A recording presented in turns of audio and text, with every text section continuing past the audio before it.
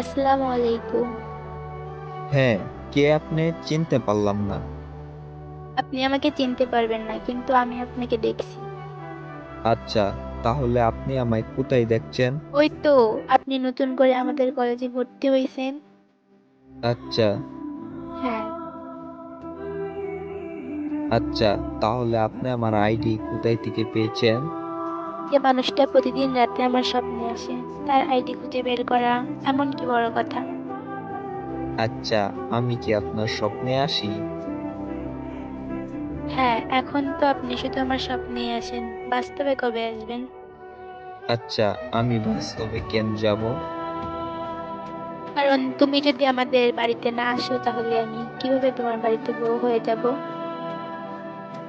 আচ্ছা, আপনার কি বউ হতে এত শখ? হ্যাঁ, আমার বউ হওয়ার খুব শখ আছে, কিন্তু অন্য কারোর জন্য না, শুধু তোমার।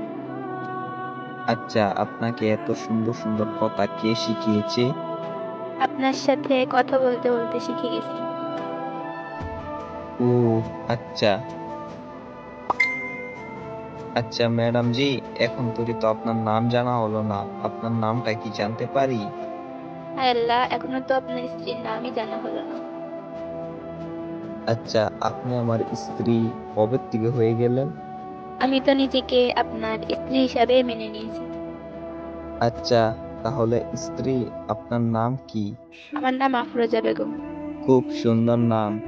আরে আমার স্বামী, তাহলে তো এখন আমরা স্বামী স্ত্রী হয়ে গেলাম। না, এখন শুধু আমরা বন্ধু। আপনার কথা শুনে একটু মনটা কষ্ট পেয়েছে, কিন্তু আমাদের এই বন্ধুত্ব কি সামনে এগোতে পারে? আচ্ছা, ঠিক আছে। ধন্যবাদ।